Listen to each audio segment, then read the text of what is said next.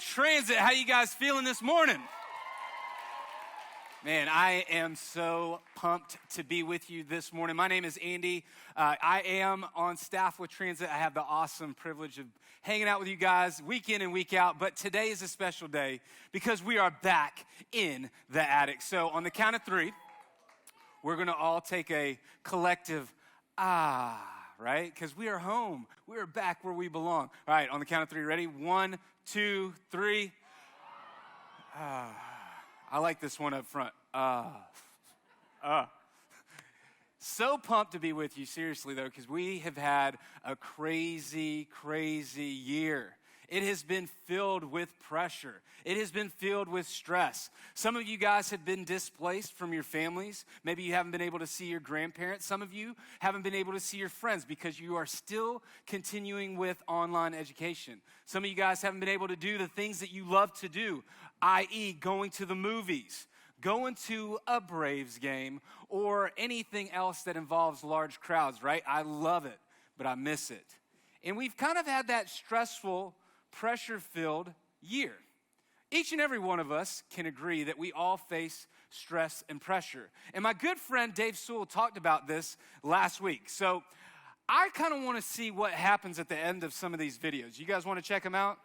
I mean, it was kind of like a little bit of a cliffhanger, right? Let's roll the clip and see cracking under pressure.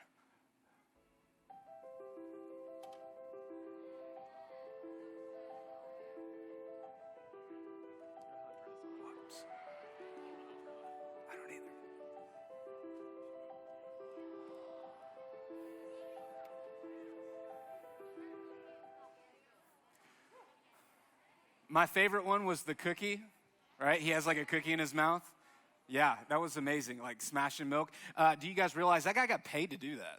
Like, what an amazing, yeah, what?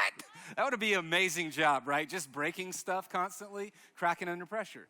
My good friend Dave, though, talked about how pressure is kind of like big pressure, right? You've got like, I don't know, a 3-2 count and you're up to bat, and that's a big pressure moment, like all eyes are on you, whether or not you're going to walk or strike out. Or you have big pressure moments where you're at a recital and you feel like, all eyes are on you. You're dancing, you're performing, and there's slightest slip up and you feel embarrassed. Big pressure moments. Or last week, like we talked about, the Masters, hitting that winning putt, right? Earning $1 million, right? A lot of pressure in those moments. But I'm going to talk about something a little different, because I think this is something that we can all agree with, that we experience day in and day out. It's those little pressure moments. Life can be filled with little pressure moments, those things that just get under your skin, those things that just can annoy you, right? Maybe it's a sibling, maybe it's a family member, those little things that just create tension and pressure. So in order to illustrate what I'm talking about, I like visuals, right? So I brought my balloon pump, just in case you want to make some balloon animals later on. This is like a clown prop here. Here we go. All right, so this is your life, this red balloon, okay? And as we deal with pressures, just the little pressures, just the little things that you have to deal with on a day-to-day basis is going to fill up. You're going to get expanded. You're going to feel a little frustrated, maybe even a little tense. So, for instance, like when you pour a bowl of cereal and you don't have any milk. Pressure. That's so frustrating. Or when you forget to turn in a homework assignment, right? That's a little bit of pressure. Like you missed that due date. So much pressure in your life. Or when you leave the house and you forget your wallet or your keys, or you're going on a road trip and realize the only charger that you broke is the frayed one that doesn't charge a lick, right? But then you have those big pressure moments like your family continuously fights. Mom and dad are constantly on their phones or at work, not paying you attention. Or maybe you've got that friend group that have started to not be your friend group. They start making fun of you, picking on you, causing a lot of tension, a lot of pressure, a lot of frustrations in your life until you get to the point where you feel like you're going to continue to blow this up until it, keep going. Is it going to do it? Oh.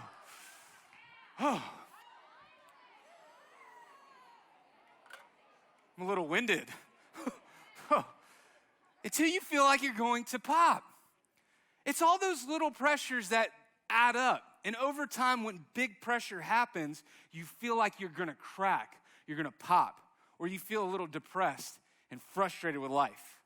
And the dangerous thing about that is when you face those pressure moments, you can feel like, hey, I'm the only one. I'm the only one that's actually facing this kind of pressure. Nobody can relate to me. Nobody can talk to me. I feel like I'm by myself in this. So today we're going to be looking at a verse that I think is going to help us all out. A verse that's going to alleviate some of the tension that you might experience in your life. You're going to look at a verse that actually is going to remove the balloon for the pump and maybe just give you a moment to relax. So, without further ado, we're going to be looking at a verse from the book of Proverbs. Now, Proverbs is a collection of sayings. I love the book of Proverbs. Majority of them were written by this man, King Solomon. And as Solomon was explaining some of these Proverbs, he actually used very concrete, very like items that you can actually tell what is happening in this verse, right?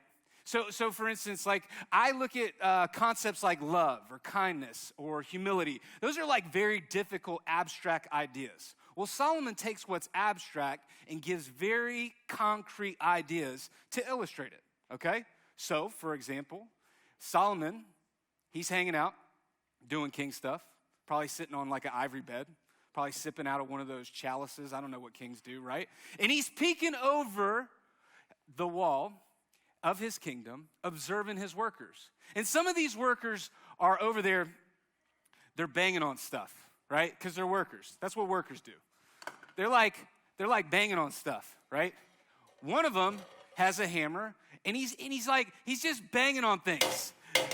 He's like pounding on things. Can you guys guess what that worker is? Probably a blacksmith, right? A blacksmith takes a hammer, and he takes a piece of metal and he whittles it down to make it something useful. And Solomon observed this and he said, I got it. Here's a truth that I can illustrate in this concrete way. Look what it says. It says, as iron sharpens iron, so one sharpens another. As iron sharpens iron, so one person sharpens another. So what Solomon is actually getting at is he's saying, hey, there's a piece of metal, maybe something hard in your life called a friend or a community or a small group leader that's speaking truth into your life. And he's saying, hey, this friend, this person in your life that's banging on you, adding good pressure to your life, maybe speaking some truth into your life, is giving you opportunity to actually sharpen. And that verse actually literally means to lift up one's countenance or a facial expression, to like build somebody up. Like when you see somebody that's like pouty face or depressed or frustrated, they actually are able to lift you up by sharpening you, by helping you develop into the person that God wants you to be. God gives you community in order to take some of the pressure off of your life. And a way to say this better is when pressure grows, I want you guys to don't hesitate to share some of the weight. You've got a gift sitting right next to you, a group of students that are like you in a lot of ways. You have a small group leader that wants to hear the thoughts and the things that are going on in your mind right now. They want you to share some of the deep things that are bothering you. So there was a guy, I'll tell you a story. There was a guy that grew up and he felt a lot of the same pressure as you guys did, okay? His parents were divorced at an early age. His mom and dad were military, which meant that his dad was constantly gone, never to be seen at the house. He also had a mom that, she married, then remarried, then married again, then remarried. A lot of transition, a lot of change. And with all those changes, this guy had to move all the time. He didn't have any friends. In fact, he didn't have a small group, much like you guys. And this guy had a lot of pressure in his life. Fast forward a few years, this guy ends up joining the military. And the military teaches you to be tough, right? You're not allowed to feel your feelings. You got to bury that stuff. And you got to hold on to that tension. You got to feel those feelings, but buried deep inside. Well, this guy, fast forward a few more years, meets a group of people. They become his iron. They start challenging him with truth, saying, hey, you need to go to a professional counselor. You need to get help and to be able to talk about the pressures you're feeling. You need someone in your life that can sharpen you. You know who that guy was? That guy was me. I needed help. I needed somebody to come into my life and to speak truth. I needed to talk about some of the feelings and the tension and the pressure. And maybe you're like me. Maybe you need to get some things off your chest. And you're sitting here thinking, oh, well, I can do that in small group, but man, I really don't have a ton of time in small group on Sunday morning. There's 15 jokers in my group, and they're all bouncing off the walls, eating mints, going crazy. You know what I'm talking about. So you're in good luck, though, because today you might get a chance to share some of the deep, meaningful things that are going on in your life, but you have a whole weekend coming up, this coming up weekend, where you get the opportunity to share some of the hurt, some of the stress, some of the junk that you have faced over the course of this last year. And my hope and my prayer is that you guys are able to grow closer together as a group, and that your leaders sharpen you because they love you. They're here for you like nobody else. They've been here week in and week out, even when we've been going through a pandemic, y'all. They've set up in driveways. They've been out in parking lots. They are in West auditoriums. They've been outside. They've been here now in the attic, and they're going to be here for you come next weekend. And they want you to share some of the deep stuff. They want you to share some of the things that are going on in your life. Don't be afraid, because they're there for you. And they love you, and they want you to know you matter and you belong. So, at this time, we're about to go into small group. And you might be thinking, okay, well, I get the whole stress talk, but I'm not really in a lot of stress right now. I don't feel a lot of pressure. Maybe you, for the very first time, get to be iron in somebody else's life and get to talk to somebody and share kind of what's going on in their life too. You get to sharpen and lift up somebody's countenance. You get to share maybe a little truth in their life. I want you to do that today as you go to small group, because we all feel stressed out. We all feel pressure, and I don't want anybody to crack. So let's alleviate some of it. All right, as we're going to small group, I've got one final question. It's going to be up there on the board. Here we go. People who know you know that you're stressed when you blank, okay? All right, so they know you. They know what you do when you're stressed out. I'm going to pray for us, and then we will dismiss by grade,